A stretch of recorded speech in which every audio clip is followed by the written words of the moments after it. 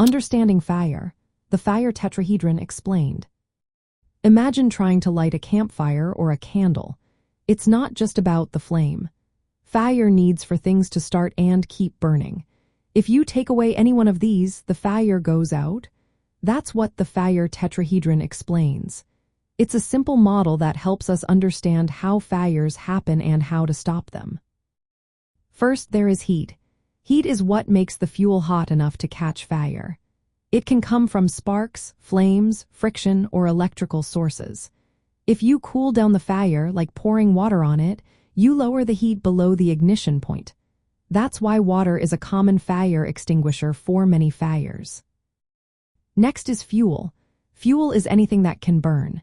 It can be wood, paper, gasoline, or natural gas. Without fuel, there's no fire. To prevent fires from spreading, you can remove or isolate fuel sources. For example, turning off the gas supply or clearing away flammable materials helps keep your home safe. The third element is oxygen. Air contains about 21% oxygen, which supports most fires. When you smother a fire with a fire blanket, foam, or carbon dioxide extinguisher, you cut off the oxygen supply. This stops the chemical reactions that keep the fire alive. The last part is the chemical chain reaction. This is the ongoing process where heat and free radicals keep igniting more fuel.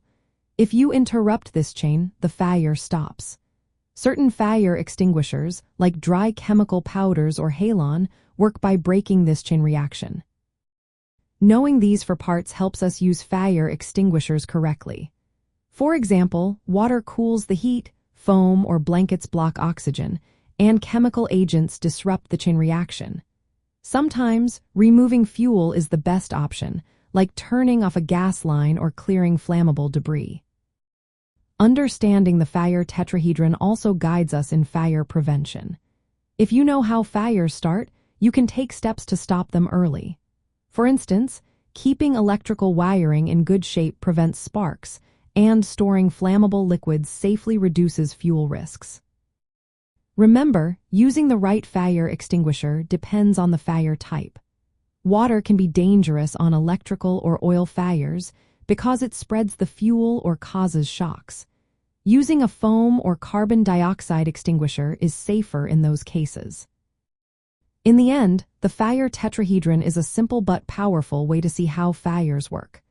By targeting heat, fuel, oxygen, or the chain reaction, you can put out fires more effectively and protect your home and property. This knowledge is a key part of being prepared and resilient in emergencies.